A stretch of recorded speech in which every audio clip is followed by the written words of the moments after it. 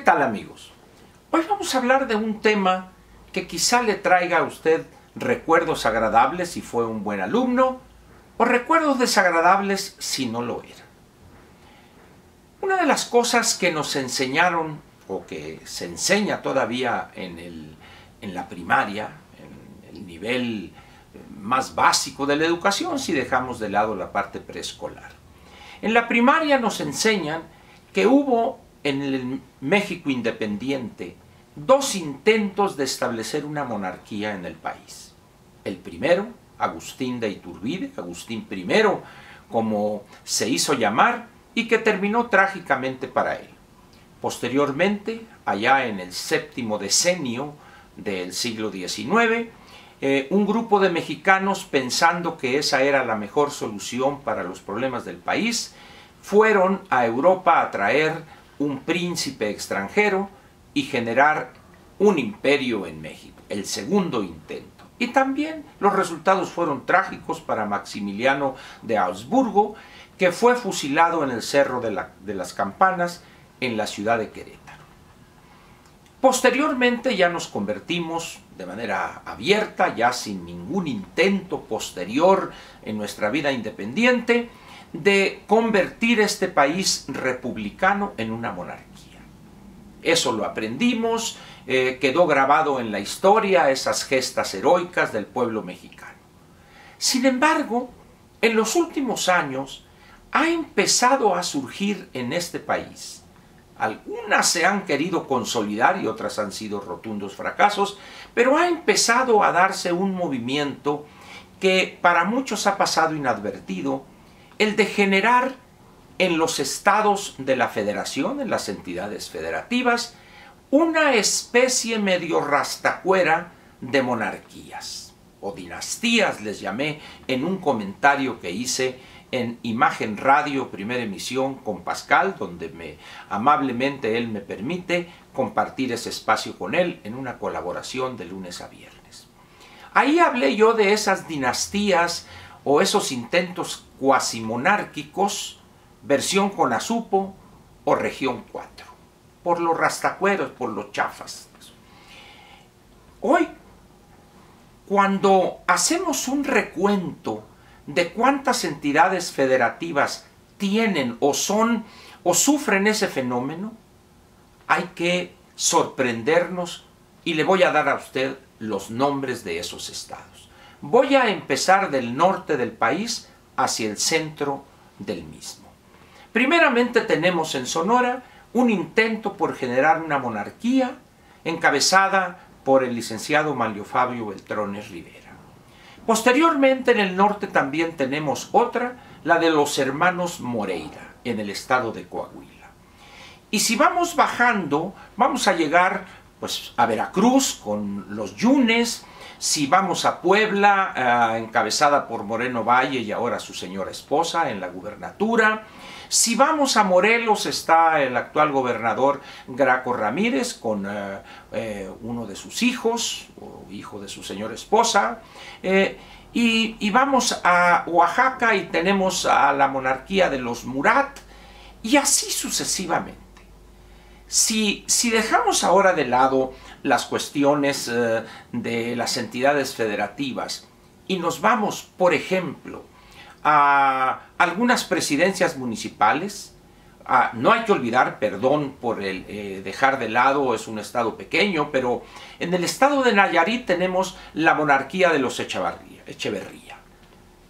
Don Toño, como es conocido coloquialmente en ese estado, dejó a su hijo, ahora su hijo es gobernador, de tal manera pues que tenemos 6 o 7 estados de la República donde tal parece que son principados o condados, ducados, o sea, porque se manejan prácticamente como si fuera aquello una monarquía.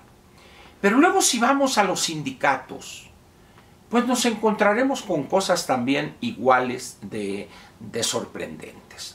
Que si el líder Joel Ayala tiene 30 y tantos años, que si el de este sector obrero en Petróleos Mexicanos, el senador Romero, y así sucesivamente.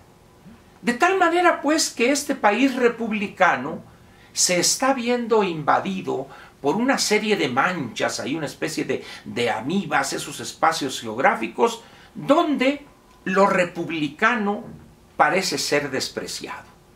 Esto a ciencia y paciencia de los partidos políticos.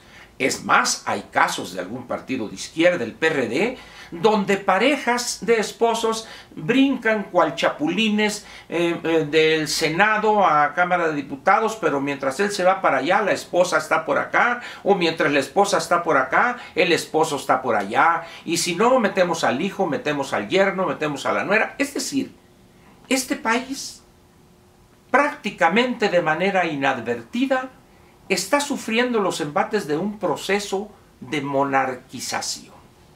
Estamos dejando de ser una república para constituirnos en un país integrado por un conjunto de feudos.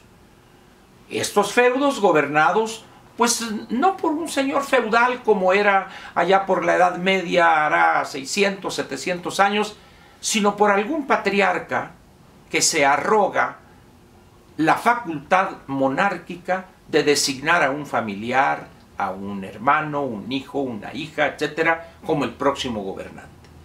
¿Usted piensa que ese proceso es útil para la democracia mexicana?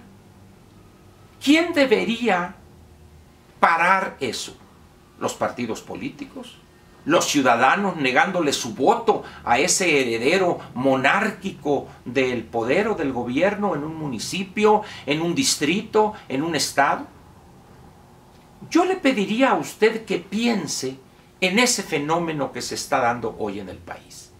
Es un fenómeno perverso que atenta contra las bases mismas de la democracia. Lo primero que hace es eliminar a políticos con cualidades adecuadas para el momento que vive México, pero ese personaje o esa política que aspira a un puesto de elección popular es hecha a un lado. ¿Para qué? Para poner al favorito del monarca. Eso es sumamente peligroso, repito, para la democracia mexicana. ¿Quién debe enfrentar y ponerle un hasta aquí a ese proceso que nos degrada, nos exhibe, nos hace ver aldeanos completamente?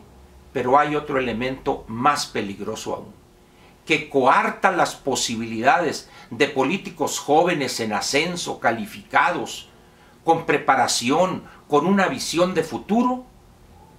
Ellos son dejados a un lado para favorecer al vástago o al familiar, al hermano, al compadre, etcétera, del monarca en cada uno de los estados que mencioné. ¿Le parece importante este tema a usted? De parecerle, yo le pediría una cosa muy sencilla. No vote por ese que es heredero del monarca. En todo caso, castigue ese hecho con el arma más efectiva de la democracia, su voto. No lo olvide, el arma más efectiva en toda democracia es ese que tiene usted en el momento de estar en la casilla, con un plumón, con un crayón y la boleta. Ahí es donde usted reina soberano por encima de cualquier intento monárquico, versión CONASUPO o versión Región 4. Muchas gracias y lo espero mañana con otra videocápsula diaria de lunes a viernes que estoy seguro será también de su interés. Gracias.